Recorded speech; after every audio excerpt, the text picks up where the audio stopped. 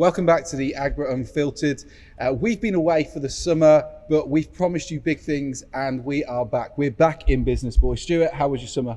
Well, still going on. Yeah? But it's been good so far, yeah. Been enjoying not being at school, all good. Good. Just to point out, Stuart is a teacher. He's not actually... Yeah, I'm not a student. Well, we're all a student, aren't we? Student of life. Student of life. Liam, how about you? How was the summer been for you? It's been alright. Saturday's been quite boring without the football, but other than that, good. Having said that, the women's game, most of us will have cottoned on that England are now, once again, the European champions. Amazing. Incredible. Thomas Tuchel needs to take a lesson out of what's her name's book. Serena Deegan. That's it. Yeah. But what I thought about that was interesting. That there's been a lot of discussion should a non-English person manage the England team? Now they think men's team. She's Dutch, and she's been amazing. Who's questioning that? But she's won 3 in a row, hasn't exactly. she? Some real, really, when you start thinking about that. Tuchel, welcome. There's this debate of whether she should go and manage in the Premier League or the men's game. This may feel controversial, what I'm about to say. I don't think she should leave the women's game because the women's game needs the best people in it. It's a different game, and I don't say that disparagingly. I think what the women have done is amazing, and I watched it, the tournament, and it's been brilliant, and there's some good football, but it's almost a different style of football because it is, and it's developing its own style. It's not trying to be the man's game, and I think that's important. It's got a following as well coming, so which is brilliant. It is good. Liam, did you catch any of the women's Euros? Yeah, I watched all the games. I mean, it's quite impressive. I mean, lots of times it looked like we weren't going to go through, but every time we pulled out the bag. Yeah.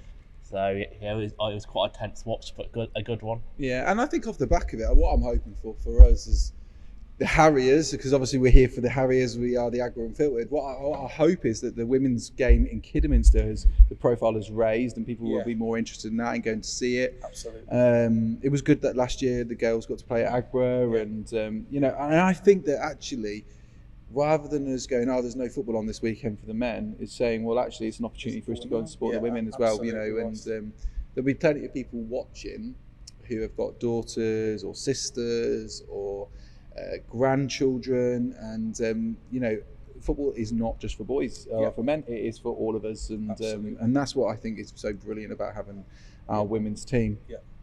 But back to the Agro Unfiltered. We celebrate the women of England, but we want to go back to the Agro Unfiltered. This summer has been a bit of a strange one, really. I think for us, we've had some personal ups and downs, so we've had a little bit of a break, but we're back, like we say. And Adam Murray, what a man. That man can shout, can't he? Yeah, today, in that friendly, I watched him in the first half for a bit. He's animated, he's shouting, he wants to get his point across. And I love to see that. I love it. I love to see the manager passionate and not sitting still, I think things Stuart loves to see. We might get a feature going throughout the season. Things Stuart loves to see. I have to agree. I like the fact that he's animated. Is a little bit. Phil last year you could hear him a little bit, but nothing compared to Adam. That's right. And clearly, you said to me actually, Liam, during the game, that the captain last year was more important because he was almost being the manager on the pitch. But this year, you feel. Yeah, absolutely. So. Today, I don't think I was the only one to notice. Adam very rarely sat down, and you could see even where we were passing around the back, like going out from the back, he was telling the midfield where they should be and what they should be doing. Yeah. So I think, in contrast to other seasons, I think the captain might have had a bit more of a say on the pitch, whereas I think Adam's really taken control, which I don't think is a bad thing. No, I don't either. And like I say, Adam Murray for me. I am Murray definitely in Camp Murray. He is exciting to be around. It's an exciting team. So like I say, busy summer, new faces coming in, some big names heading out, a new kit, 3 friendlies, and today we watched the big final pre-season test against Solihull Moors. But the question is, for all Harriers fans, are the Harriers ready for the new season? And more importantly, are you ready for the season ahead, for this new season ahead in National League North? We're going to be talking over the next half an hour or so about transfers, pre-season form, with the new kit, our hopes for the season, And backed by popular or unpopular demand with the return of our ridiculous predictions. Oh, and we've got an interview coming up with a member of the team. That's not going to be today, that'll be next week. So stick around for details and how you can get your questions in as well. But let's get right into it. Where we left our podcast last time, we were talking about people going in and out, and we actually finished on Ashley Hemmings, the rumour of Ashley Hemmings leaving. Yeah. And we all said, oh, we will believe it when we see it. Well, the very next day, he was off. And I had the privilege of going in to speak to some of the players and having a conversation with them. I think it took them by surprise, took us by surprise. How are you feeling now that Hemo's gone? Do you think it's the right call? Well, I think he'll be missed to a certain level. I think we've obviously cashed and he played well towards the end of the season, so the monetary value we got was probably more than what we might have done in January, for example. So I think I don't know how much of a choice the club had about it. He's clearly gone. His contract's going to be bigger, etc. And his stage of his career, you can't really blame him, really. Yeah. But yeah, I think he will be missed. But I'm fairly confident Adam knows what he's doing. He was very quick to get replacements in. Yeah, he was. I think you saw that today. I'm not sure that Ashley Hemmings would have. I don't say this again. I use the word disparagingly. That's twice in this podcast. It's a good word. It is a good word because I like Ashley and I think he's did well for us. And I think but what we will miss, I think, until we don't miss it or we develop it again with a player, is the rapport with the fans. I think Emo and Amari, two players who the epitome of Kidderminster. The fans have taken them to their hearts. You know, they score a goal, the fans love that. You know, the shout, you know, Hemo, and all that sort of thing. We need that player. I think we've got to figure out who that is, because that's what we'll miss, I think, at first. Player-wise, I think we're looking good. Yeah, I think so. It's interesting that you mentioned about that rapport with fans, because as soon as AMS came on today, there was such a cheer, such like rapture for him. Yes. And I think that he knows that he's loved by the fans. I think he feels it. I think he wants to be sticking around. I'm pretty sure, there's rumours flying around that he's had offers elsewhere and whatever. But I'm pretty sure he's making a decision at this moment in time to stick around, not because the grass is always greener, but because actually he just loves this place and loves the fans. And that's right. He wants to see success here, and that's no doubt. So actually go in, I agree. I don't think it, in the grand scheme of things, I don't think it's a bad thing. I think he had a freak season last year, and I think he probably recognised that as well. If you go through his stats, ultimately, he's never had a 30-goal season. He's rarely scored above like 15, 16 in a season. Right. So for him to have that 30-goal season and almost go out and bow out his Harry's career like that, I think that's an incredible thing for him. Yeah. The opportunity that he's got down there in Dagenham is like, again, you talked about the financial riches for him. Towards the end of your career, you've got to take these things. That's right. And to play with a player of a calibre, whatever state he's in, like Andy Carroll, to be fair, that's a surprise, isn't it, in itself? And whether he realised Andy Carroll would be going there before he went or when he got there, but that's the intent of that team, isn't it? You can see that they've got a bit of money now and backers, and hopefully he'll be okay. I want him to succeed. Yeah, me too. I'd love him to score, whether he'll score 30 goals in a season again, but score goals for them so that doesn't look out of place.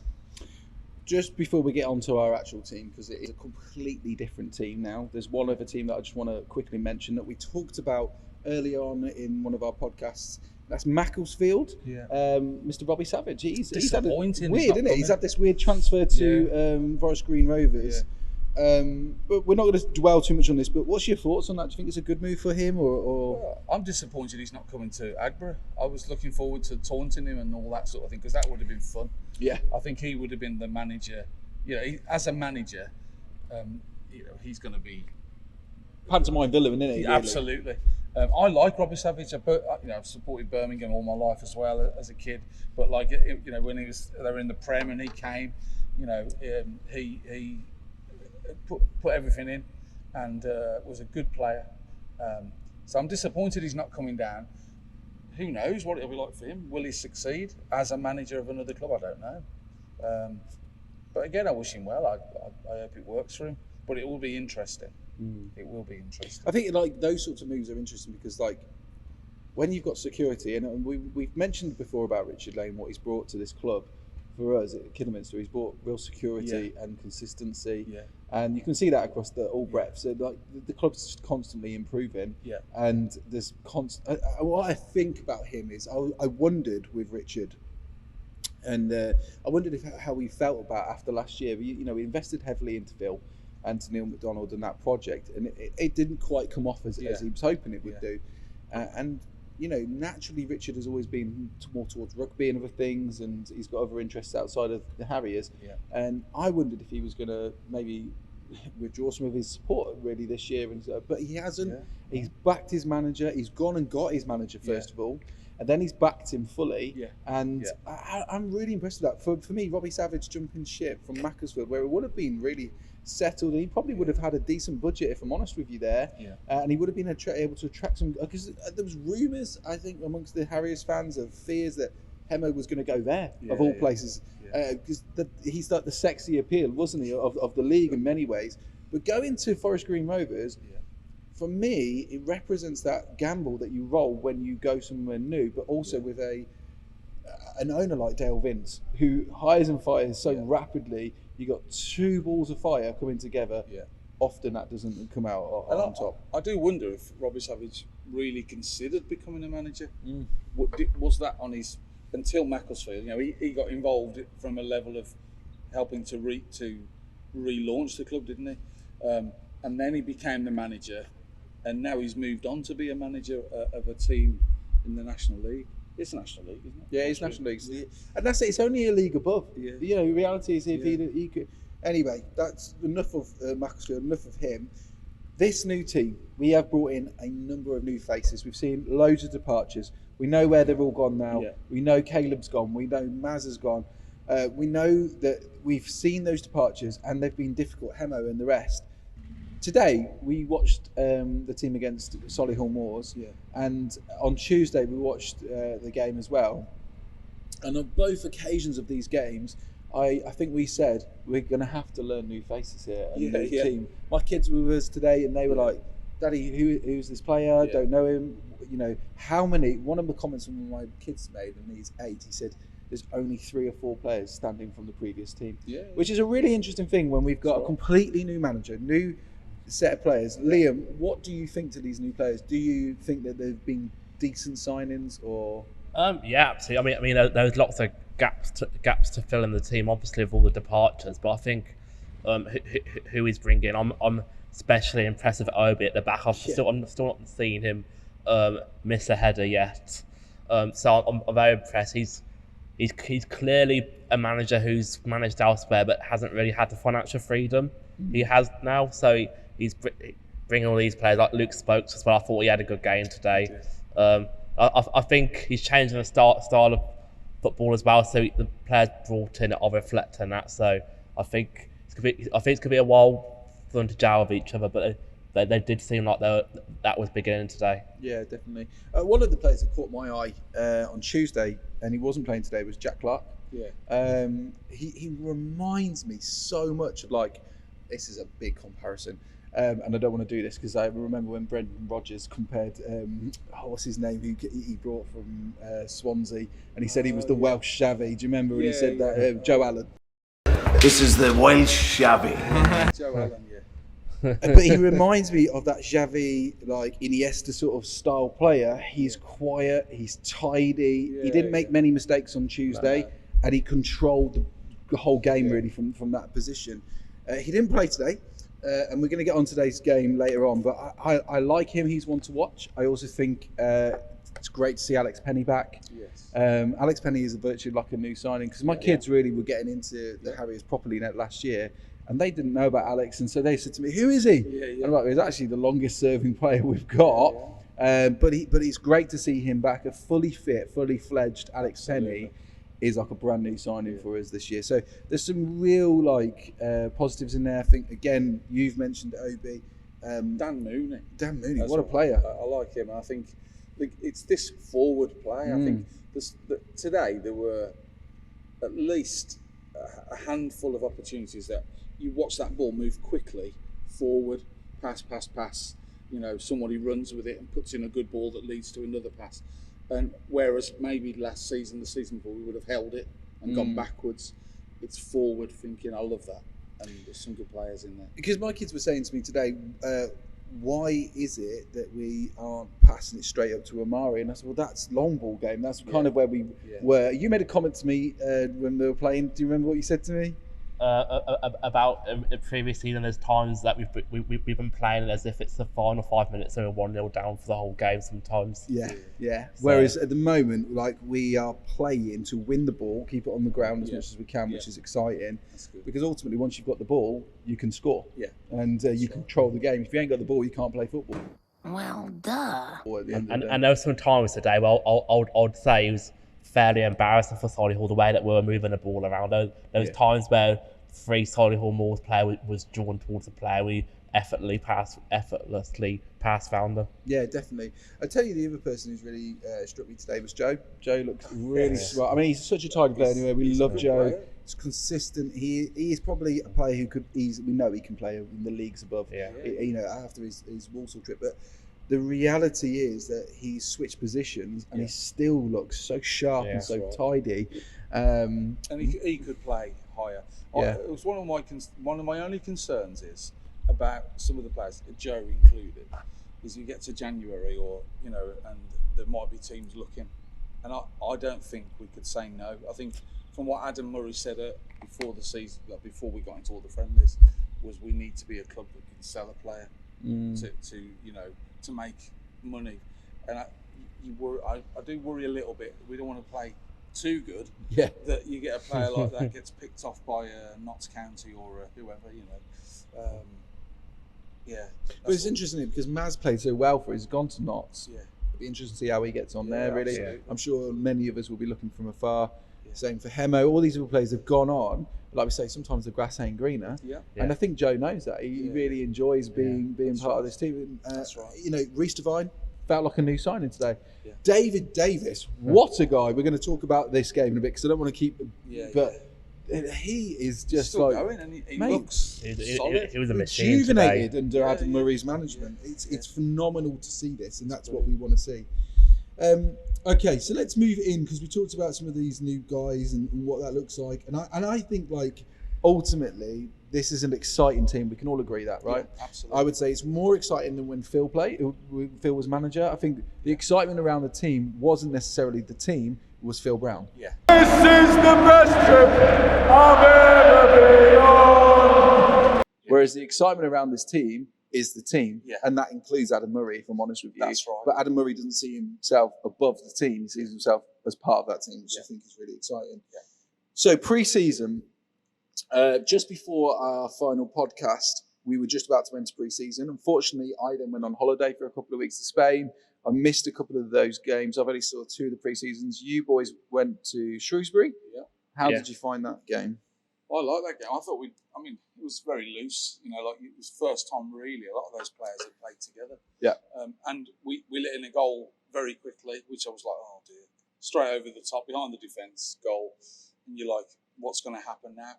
But actually what happened then was we started to play and I think we dominated the game.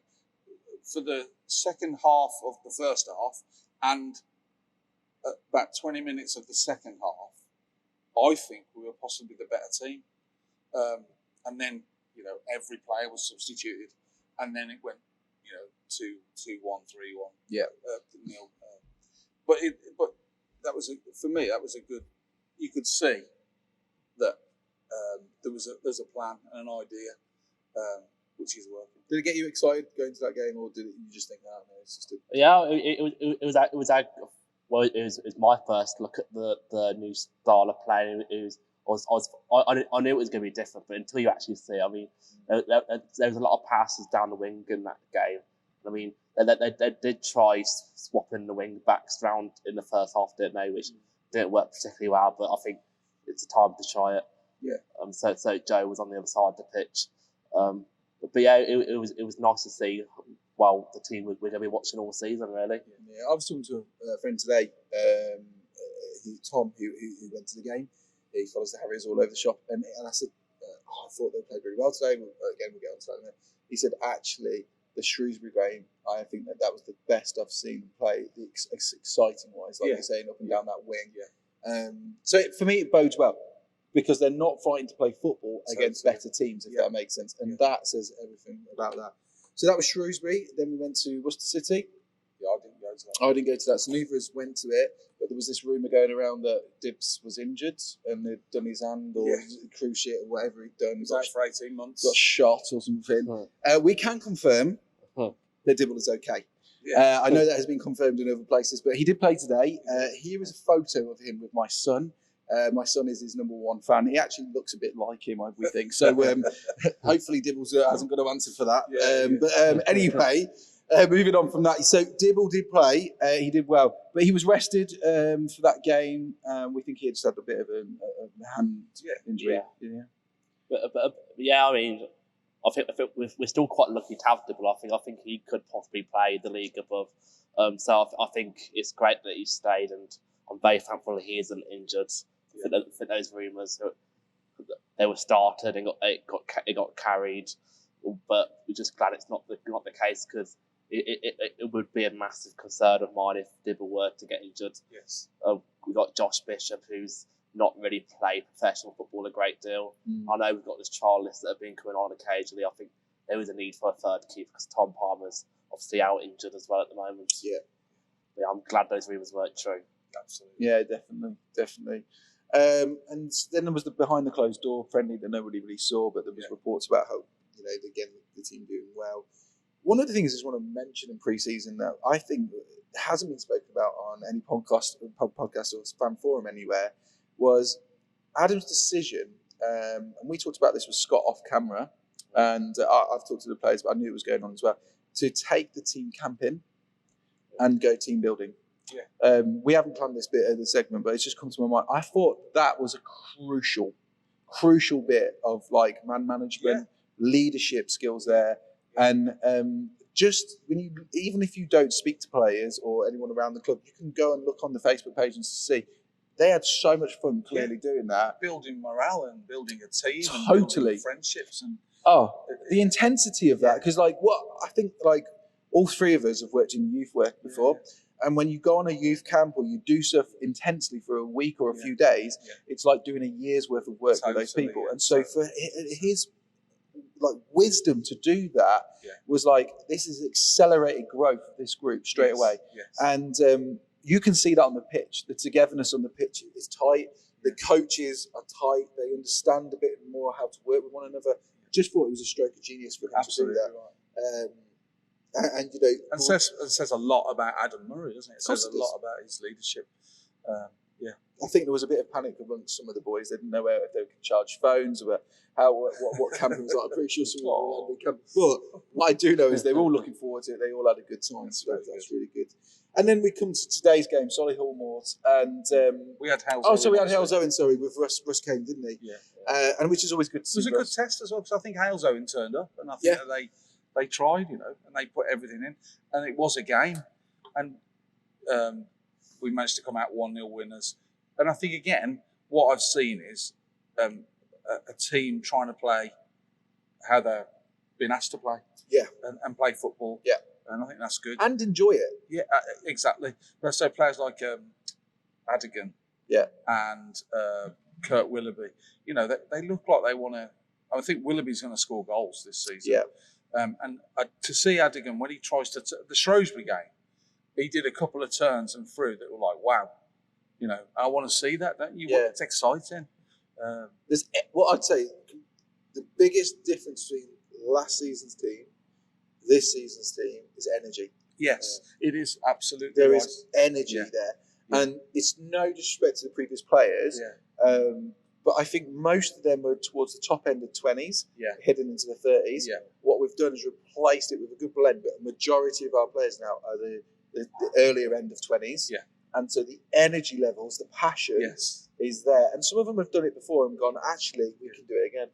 I think what will be different this season, I think it'll be quite unpredictable going forward. I mean, as we've alluded to, we used to play long ball a fair bit, but saw the turns at the top end of the pitch today who took multiple players out of the game. Yeah. I don't think bar Hemmings, who we occasionally saw, and since we look back, potentially could say about Jane and White, but there's not really been a great deal of flair.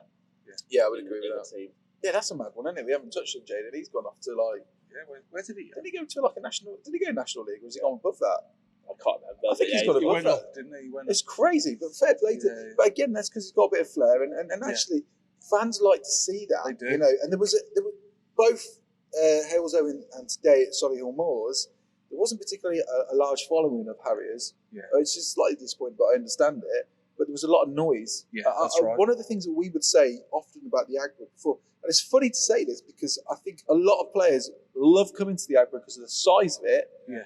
But I actually think a lot of away players love it because we're quiet at times. We may have a big following, but there is a quietness and a nervousness. Yeah. And I think that comes down to the style of football because now there's an excitement. Yeah, totally. And there were less fans today, but more noise as well. Totally. Yeah. And there's more passion and more excitement. And that's what drives it. So for me, there's something about that.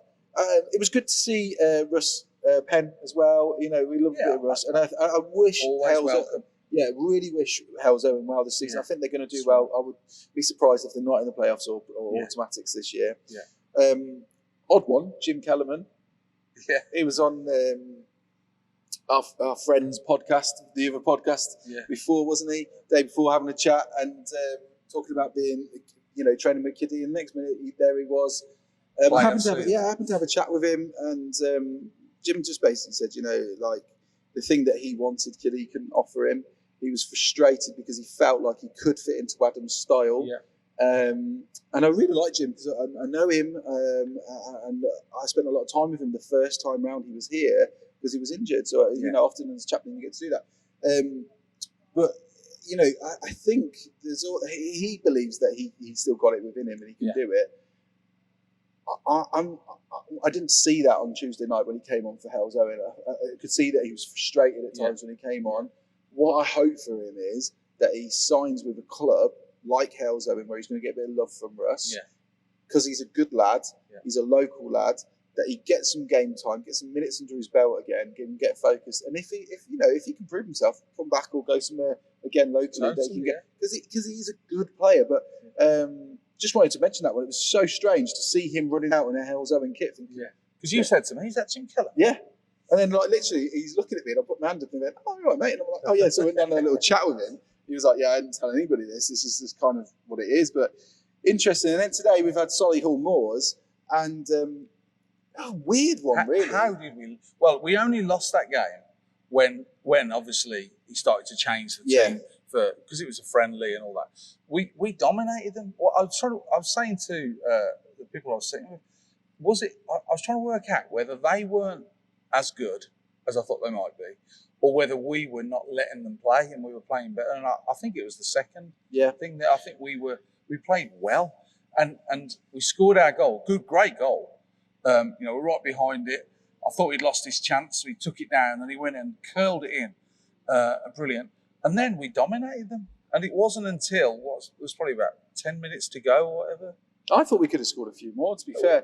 And then I think the score flattered them. Totally. If I'm honest with you. Totally. Because I think what happened was we lost concentration, a bit of focus, and that's when we let them in. Yeah. And you could see that in that last 15, 20 minutes. Yes. It sort of just collapsed at that point. But so happy, it's just so good to see us play like that against a higher level opposition. A team that's consistently in the National League. They didn't do as well last season, but they're up there. And we if in another situation we would have beaten them or held them. Yeah, I mean we were saying, weren't we, Liam, that you couldn't really see the gulf of the leagues between it. Yeah. Was there a standout player for you today? Oh, it's a tough one. I keep going back to Obi. I think it's refreshing to have a defender with that great aerial ability. I think you were saying earlier as well. We've not often had height in the team.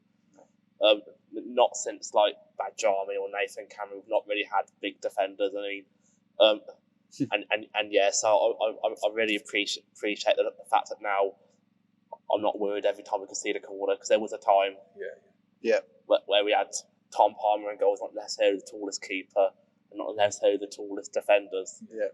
And you think, especially the northern teams, they used to come Clatterers, isn't it? with 5-7 foot players. The land of giants. Today, though, Luke Spokes, I think he bossed that midfield. He bossed it. He didn't. Tunnicliffe looked tidy as well. That debate about AMS not being capped here, I know he'll be hurting from that and smarting from that, and that's understandable personally for him, and I feel for him personally. But I have to say that Tunnicliffe has done. I watched him today. I thought he bossed that line. He spoke clearly. Yeah. There's noise again. Yeah. Do you know what I mean? It's not just coming from one section. It's across, and there's passion. It's good to see. So. I mean, I was saying to you, one of the things I was disappointed today was not seeing John Bostock for Solihull, because he's been playing there the last few years. I was hoping to see him. Yeah, I mean, I'm not so sure on their players. I haven't really been up. Well, I ain't got a clue. He's the only one I knew. But do you remember he was the most expensive teenage transfer ever? Is that right? Yeah, when he went from Crystal Palace to Tottenham. Oh, okay. And he was meant to be the next big thing, and he didn't. He went all over the world playing, ended up in Belgium and all sorts. And then in Solihull. Solihull. But what a guy. What a guy. But, you know, to be honest with you, regardless of the score, I'm excited. Yeah, totally. I can't wait. I'm away so excited. Next weekend. I'm gutted that I won't be at the first game. But we'll be watching it, won't we, Liam?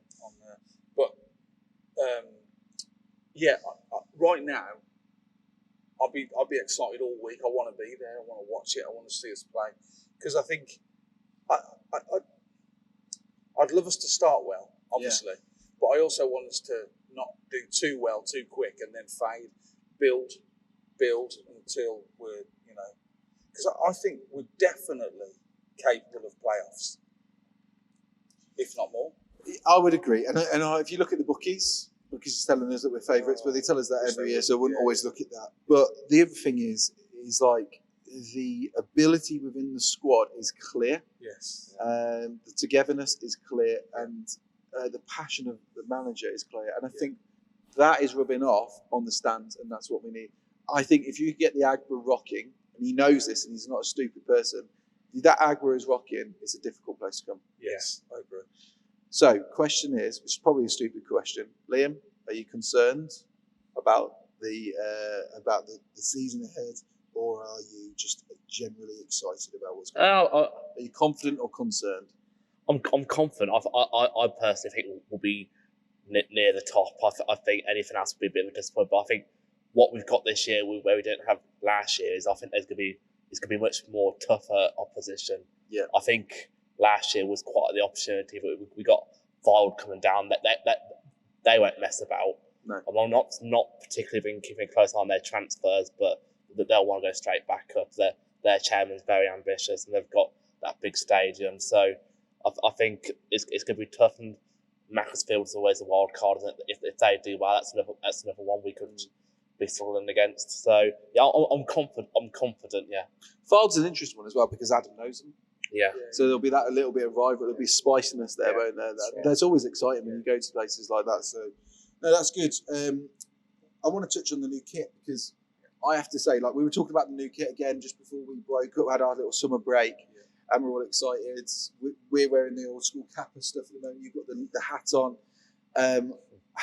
None of us have bought the new kit. No.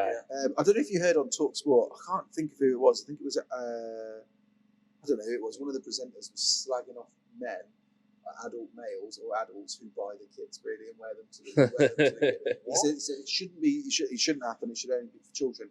Well, I'm telling you, I am going to be getting that black away kit. Absolutely. That black away kit is a beautiful thing. It's a work of art. I think it might be the first time I get both. To be honest, I want to get more of the other. I think I'll be getting both, and even possibly the goalkeeper shirt. Wow, the goalkeeper shirt, like, it's balling, mate. I mean, they're not cheap. Don't get me wrong. I think they're about 50 quid a pop, but that's football. That's football kits, the football kits now. But I do think, ultimately, you're buying quality. Yes, it is a quality, and a lot of us were like, "Who the heck is this kit maker?" Listen, they have done a quality job. And it's clear they're doing well as well, because I happened to be in the club shop before the game today, and he's absolutely rammed. You couldn't move in there, so Yeah. I'd imagine the shirt sales will be doing very well compared to previous seasons. I think so. I think every season there's always positive and negative comments about the kit. I've not seen a negative one yet. No, and I've seen loads of people wearing them. Yeah. And sometimes this one, to be honest with you, isn't the best. You can't really wear this as a casual shirt. But that black one you can wear casually. Yes. I think the goalkeepers ones you can do. The thing is, for me, I've lived in Kiddie now about 15 years, and when I first came to Kiddie, I'd never been to a game. It's only for me. It's like 4 seasons I'm in, and I'm loving it, and it's growing on me now. Yeah. But before that, I used to think to myself, like, I've not been to the ground, so where's the shop that you buy them? Do people buy the kit? Whatever. Because you didn't used to see it. I never saw it around. But now I do. I see people in town with a kiddie shirt on or a hat and I think that's really good, and I think it's positive because it boosts the image of the club and the revenue, whatever. But it gets the name of the club out there. And people know it. I was wearing a kiddie top in Mallorca. Yeah. And some bloke come up to me. I had 2 men, one from Hartlepool, who was like, brilliant to see that in. He was saying, "I'll just sign McNally from you." And I was like, "Okay, yeah, great. He's a good player." And then there's another lad who's a Wolves fan. He was like, "I haven't seen a kiddie kit for ages. It's really refreshing to see that. It's really good." I was like, "Mate, that's really nice." And what I love about anyone who wears Harry's kit is people just stop you. Other fans, and I do the same. I've stopped people because they've been wearing a Harry's shirt. Yeah. Like, whilst you're out shopping, you just bring people together, isn't it? Like, you'd never ever speak to that person, but because you support the same football team, the same tribe. Yeah, totally. And I think this is what again needs to be celebrated about Richard Lane, Paul Bigstaff, the guys in the back. Absolutely. They are creating a new identity for this club, a club with hope, a club with passion, a club that ultimately is carrying our town forward and uniting it as a tribe again, and something to be proud of. And I love it. One of my friends and his son actually were the first people to buy the shirts on the day it got released. And Tom and Finley, shout out to you both. And man, and then they got their picture on the site, and they got to go in the change room, all because they just bought the first one to buy it. That is the tribe that we're creating, is this family connection. It's really, really important, I think. And I think the fan reaction has been really positive about the kit. And I think it will be even more so when we run 3 on the bounce and we're lifting that trophy at the end of the season. Come on. And had a decent FA Cup run and knocked out Villa and all the others. I was going to say Birmingham, but what about Birmingham? I'd let them beat Liverpool at this rate. I couldn't care. But which stand would he sit in, Stuart? I'm a Kiddie fan. Come on, that's it. Do you know someone asked me that the other day? They said, "I thought you were a Liverpool fan." I'm like, "No, I'm a Kiddie fan, mate." I'll always be a Blues fan. It's in my blood. That's it. I was indoctrinated, but I'm a Kiddie fan above everything. When are we getting that tattoo, Stuart? Liam, you're up for it. Yeah, I tell you, Adam, if we go up this season, we'll get a tattoo. Okay, you've heard it here first. Okay, you've heard it here first. If we get promoted, all 3 of us will go and get a tattoo. And I think we'll film it live for you. Yeah, definitely do a live. There you go. Wow. Okay. Well, we've all committed to that, so let's hope that they get promoted. Okay. Looking ahead, then, season opener, we've got Scarborough. They've had a bit of a tough off-season, really. If you don't know, basically the council in Scarborough have decided not to spend any money on the ground. It's owned by the council, and so they've had to be evicted and look elsewhere while they're sorting that out. So they're now playing in Bridlington, which is up the road. Jonathan Greening, I think he's doing a great job there, to be honest with you, with the resources he's got. It's an interesting town, Scarborough, because it's thriving in the summer. Like you go outside of summer, it's like a ghost town, man. My grandparents used to live up there in Filey, which is the next town along, and honestly, it's like a ghost town at times. But I think he's doing a good job up there. I remember going a couple of seasons ago. It was in a win on Tuesday night. I can't remember the result. It was like 8 or 9 goals in it. I mean, Palmer made a fair few mistakes that day. Being a Scarborough, get some fish and chips, but because it was a Tuesday night, no one was open, so we ended up sat in a pub. Did you? Yeah. That's wild, that I is. think it was called the Newcastle Packet, I think the pub was called. Newcastle Packet? Yeah, I think so. So it wasn't even related to Scarborough fishing or... What? And there was no chip here. What, Scarborough, sort yourselves out, mate, because that's a joke. It was a very long journey home that night. So both of you said that because you guys are away or not, so I will probably, hopefully, attend that game. I'm hoping I'm going to attend it. One of us got to. But you're going to be watching it online because it's available for us, isn't it? The Zone. How do you say that? I think it's the Zone, isn't it? D-A-Z-N. Yeah, I'm not sure. The Zone, yeah. The Zone. So predictions for that game: are we going to win it? Are we going to draw? Do we think we struggle? Because one thing about Scarborough is, and we just touched on this, they are a big team. They are, yeah. They've got a player called Whitley, and I checked if I was related to him, and I think I probably could be because he's from York, and that's where my dad's from. So who knows? Dad, you've got some questions to answer. Well, I've got to talent to play badly that game. Yeah, I don't know him, guys, but they've got big players, but we've got a big, strong squad now. What is your prediction for that game? Because we smashed them last year. Yeah, the thing is, whatever we did last year is going to be different to what happens this year. We're a different team, different style of play, different manager, lots of this. I'm far more excited. However, it wouldn't surprise me if we had a draw first game. A score draw, I'd love to see that. I'd love us to win, don't get me wrong. But like I say, ease into the league if we need to. Rather than lose 3-0 or something. A draw, but I really want to win. Yeah.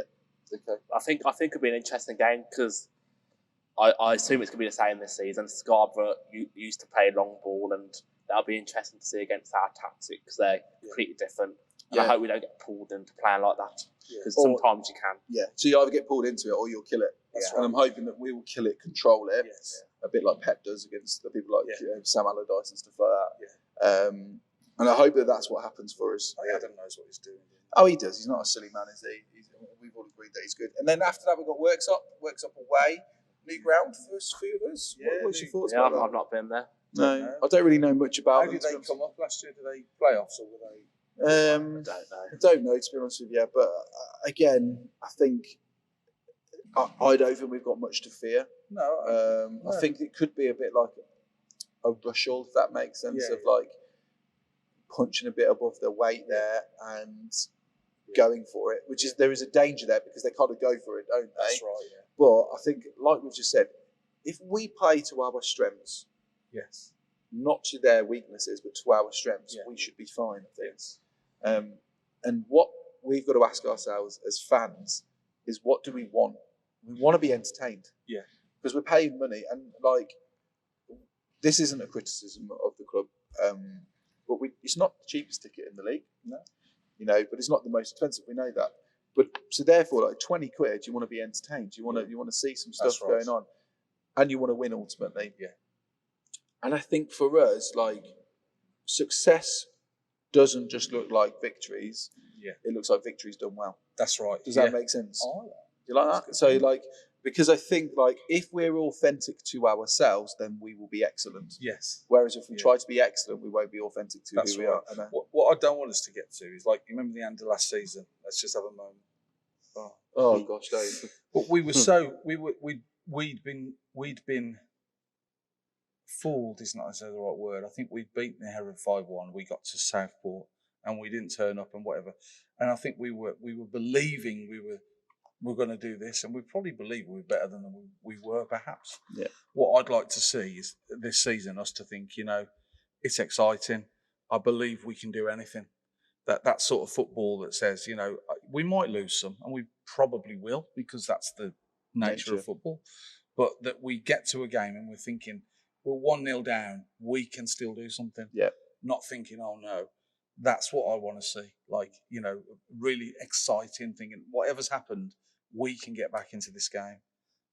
Because there was a time where we'd go down 1-0 and we might have just gone home some games. Yeah, because actually, and that's the thing again about today, and I think this is about the belief that Adam's installing into the players, but not only that, it's rubbing firmly off on fans. Yes.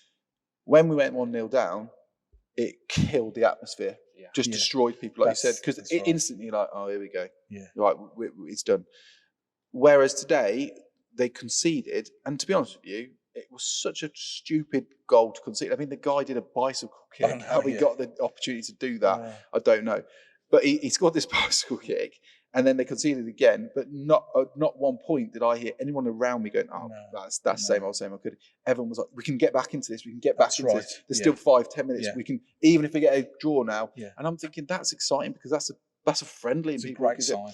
So for me, like you just said, I think again we trust in who he is, and what he's about to do, and I think there's some really good stuff there. Amazing.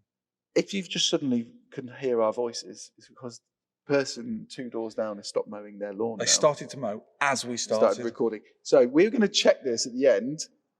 We might have to re-record this. We don't know, but we'll see in a bit. Right, Predict-a-thon then. Can you tell me, Liam, who do you think is going to be our top scorer this year? We had Ashley Hemmings 30 plus goals last year in AMS. He scored over 12, 15 last year, didn't he? I think it's. I missed a goal today. I was getting a burger at the time. Typical stress burger.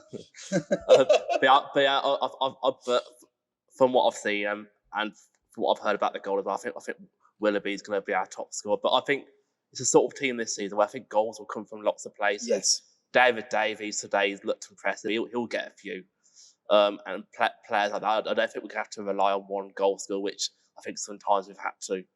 It's worth mentioning David Davies. He actually just looks like a completely new player. What a unit as well in that position, and he looks excited, like he wants to play this year. Yeah. I felt like sometimes he felt like almost like in his attitude last year was a bit snuffed out. Yeah. And he's got his swagger back, his spunk back in his step, and he's I want it. Watching him, beast, mate. Absolutely beast. He walks like he's going to do someone between over. him and Penny. You see them two come towards you, you're like flipping it. Yeah, love it. Good. That's a good mention. I think what I'll pick up today as well, I think there must be some gym work going on. Because I could say the same about Joe Fulks as well. He was brushing players off, whereas necessarily might not have done in previous seasons. Yes. And I mean, Obi doesn't need any gym work, does he? One player didn't even bother trying to get the ball off him. Yeah, we did say that, didn't we? And I wouldn't either, I don't think. I'd say you can have it. Yeah, he's a wall, isn't he? I think for me, actually the idea that guys are going to come across the team is probably more exciting. Absolutely. And again, it comes down to that idea that this isn't about 1 or 2 players. Yeah. This is about the team consistently moving forward. We're going to grow into this season. I'm convinced of it. I am as well. We're going to grow into it. I think assists will come from lots of places. I was saying to you during the game that back three seems just to rotate. If I was a few times Penny or Joe went forward and someone else in midfield just slotted back into that back three. So I think we'll see lots more defenders get involved further at the pitch, which are all capable of doing. Yeah, they are. Yeah, Stuart, have you got any thoughts on the top scorers? Do you agree with what we're saying about? Yeah, I think Kurt Willoughby, you would imagine, should be. Yeah. If he gets the chances and takes his chances, which in the last 2 friendlies he has. So I think probably that's what we'll see.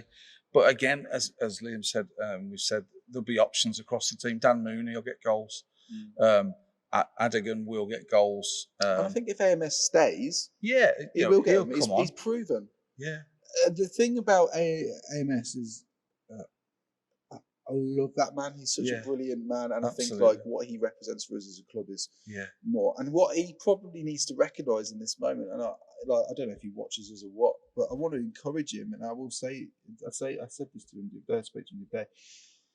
It's not just what he does, but who he is. It's more important to us as a team at this moment in time. And it's his character in and around the dressing room and the training pitch and in and around Agbra. Yeah. He brings that. When he came on today, the lift that he suddenly brought, it was unreal. Yeah. The thing about AMS, though, is I think that he is not a super sub. Yeah. I think he's better off starting. Yeah. So I think if they're going to make changes for him, if he's not going to start a game at 0 minutes, he needs to be brought on at maybe 50 minutes, 45, 50 minutes, and give him opportunity to grow into. Because he's not quick. He's solid, and he can play. He can hold a ball and do the right pass, win a header. But as you say, he's not a super sub who's going to come and dazzle. But that's not who he is, what his game is. And so more time, if he's going to play, I would hope he would have a bit more time to be in a game. And I think it was interesting. I was listening to podcast with Calvert Lewin the other day, And he was saying his most successful season, we all know it, is when under Ancelotti. And I think it was with the high performance one with Jake Humphries. And he basically said, what did he change for you in that moment? And he just said, he told me to stop making runs that was destroying my fitness because I just couldn't handle it. Stick around that 12-yard box, pick the ball up and run and shoot and score, basically. I think for AMS, that he got burnt out a lot last year because he was making... He don't run as much. Yeah, he was trying to drag the team forward, and you can see that his frustrations at times. I don't think he needs to do that because of the energy we talked about. But I think if he just can sit in that 12-yard box a little bit, pick up the ball and do what he does best, you don't want to mess with Amari Morgan-Smith. He is what Alex Penny and Obi are at the back. He's a unit at the front, and you need that at times. I think that was part of the issue last year. Due to our tactics, a lot of the time he was up front by himself, and we often played not to his game, and he was making these runs and then not necessarily getting back into position as quick as what we might have wanted to do. But yeah, he was expected to do a lot last season. He was. Okay, just before we finish, then let's just come to what does, because we touched on about what does success look like for us. So for me, I would say success is playoffs minimum. Good FA Cup run. I'd like to see us have a good cup run. FA Trophy, even. FA Trophy, yeah. I wouldn't mind seeing us go, having another little bit of a West Hammer. The only thing about that is you don't want to get distracted from the league position. Right. The FA Trophy, yeah. I'd like to see a little cup run because that gives us something else to look forward to. That's right. I think at least playoffs, if not automatic. I could see us doing that. And injuries, I would love it if people like Alex Penny and others and Joe managed to get through. What if and today when Joe got took out, didn't he, that player? He didn't even get a card, that player. But I know it was a friendly, but he took him in midair. And that's the problem. When I see Joe get tackled like that, I am straight away thinking, is he going to be limping? Because you feel that. To get through a season unscathed would be amazing. It would, yeah.